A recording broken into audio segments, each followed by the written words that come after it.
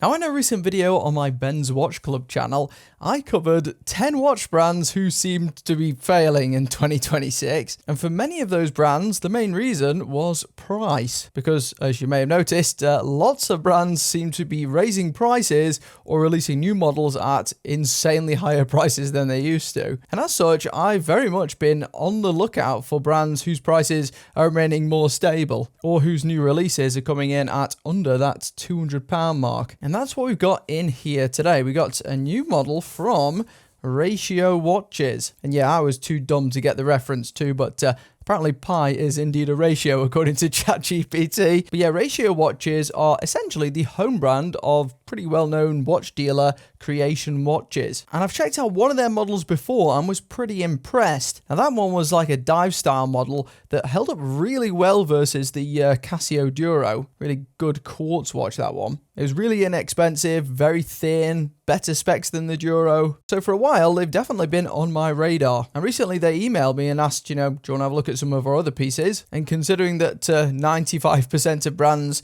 that used to be at this price a few years ago have now vacated it, it was going to be an obvious yes from me. And they've sent me two different models actually. This first one is a chronograph, which you'll find a link to in the video description. And you'll also find a discount code for this particular model down there too, but we'll get to pricing in a moment. I will unbox it and give you my first impressions.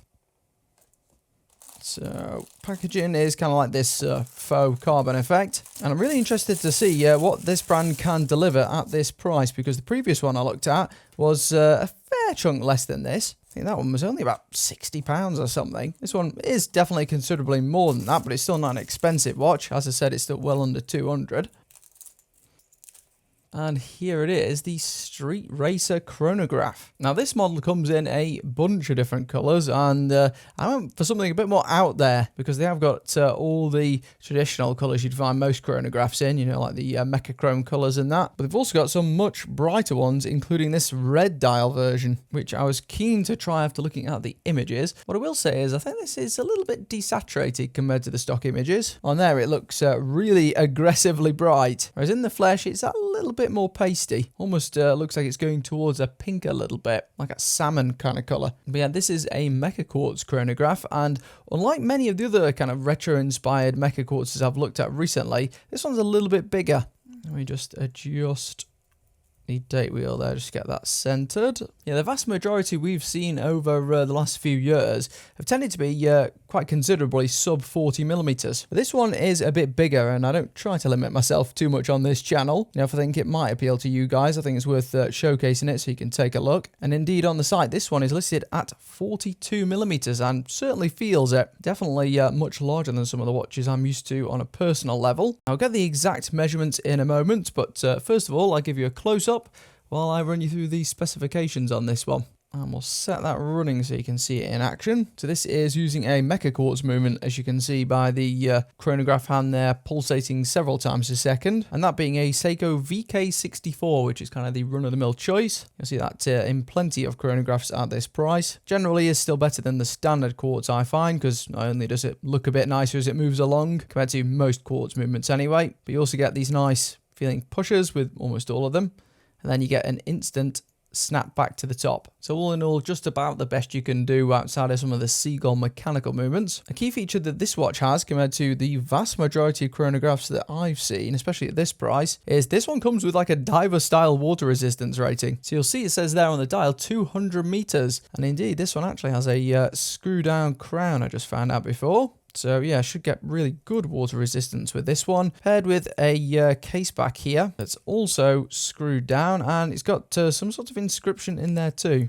Semi-generic motorsports inspired one, some type of single seat F1 style race car there. But yeah, full stainless steel construction on this one. And as you can see, also there says sapphire crystal. So that's also something semi-rare at this price. Lots of the brands go for like a domed acrylic instead, but this one is a domed sapphire. You can see pretty obvious blue AR coating on this one, but it does help reduce the glare for sure. I'd say this is maybe a hair above average when it comes to the viewing angles for a sapphire anyway. Not all that much haze, it's okay. And this is the kind of level I wish that the likes of Citizen could kind of get to with their sapphires, because theirs seem to be super hazy across the board, whereas this one just about passes that kind of entry point to being tolerable rather than being a pain to look at. But yeah, we have a slight dome to this one, more of a stereotypical as opposed to boxed shape as well. You also see certainly not the thinnest watch out there. I think straight out of the box anyway, that might be my main criticism actually of this one. Well, it's not huge. I think for a Mecha Quartz watch as opposed to mechanical, it is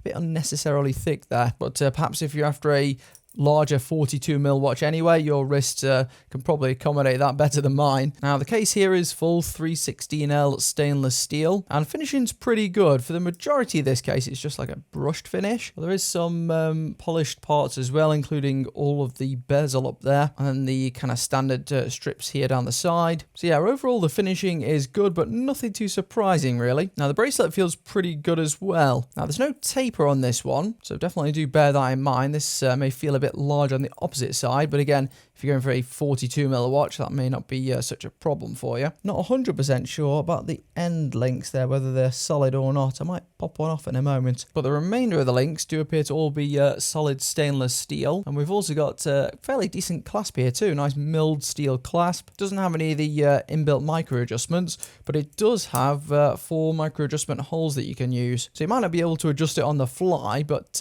you'll almost certainly be able to get a comfortable fit with this one, which is the most important thing. On the top here, we've also apparently got some BGW9 super luminova as well, so I'm expecting good things in low light. Can't really remember how the last ratio watch I looked at stacked up. I think, actually, maybe it was better than the Casio. Yeah, I think it was better than the Casio. Well, that isn't saying much for that particular Casio model. And it looks like we've got all applied markers there as well. The hands are kind of like your typical kind of two-sided hands, which again, look decent enough. And to be fair, for the price of the watch, you know, this level of construction is very solid indeed. Now, the standard retail price on this watch is 150 Great British pounds, which works out about 199 US dollars. And they give me a discount code you can use too, which is ironically Ben10. Yeah, you can use code Ben10 to get 10% off this particular model, which would take it down to what, about 135 pounds, I think? Yeah, or about 180 US dollars, which these days for a watch that isn't just like a generic AliExpress watch, vast majority of which are like clones of other watches, I think is still pretty good. For an equivalently spec'd big brand watch, well, you'd be paying a lot more than this still, and Seiko would still be giving you hard legs for sure. I'll get you the exact measurements and then we can try it on my wrist, eh? Now this one's listed at 42mm on their site, and yeah, I'm getting that pretty much exactly 42 across. Lug to lug actually isn't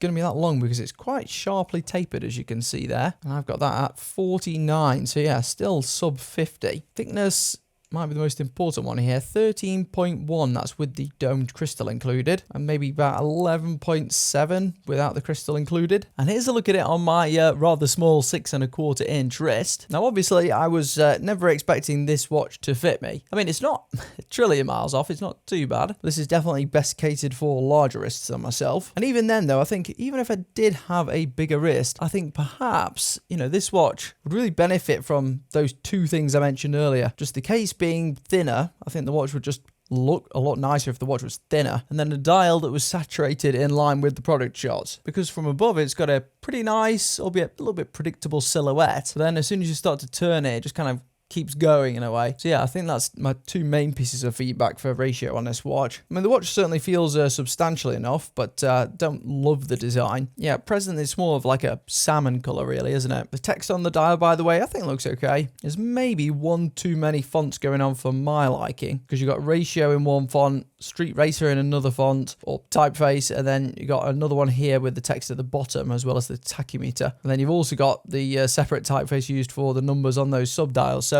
there's several different styles going on there. I think they could just reduce it by one, just for a bit more cohesion. I mean, it certainly feels substantial. I wonder if some of that thickness just comes from what they've had to do to get this watch to get up to the 200-meter rating, perhaps. Because some people really do shop on the spec sheet, it seems. And off the top of my head, I can't think of all that many 200-meter watches that are skinny, but maybe their previous freediver was. I can't remember for sure. Either way, I'll do a quick crystal check just to make sure it is indeed sapphire. I think it's always worth checking for these brands that you're not super familiar with. And as our control, I've got this Christopher Ward here, which I already know is a sapphire crystal. Gives me several bars there on my diamond selector. I'm hoping for something similar with this ratio. And yeah, we do get a a little bit less, maybe 1 to 2 bars less, but that is still a sapphire crystal.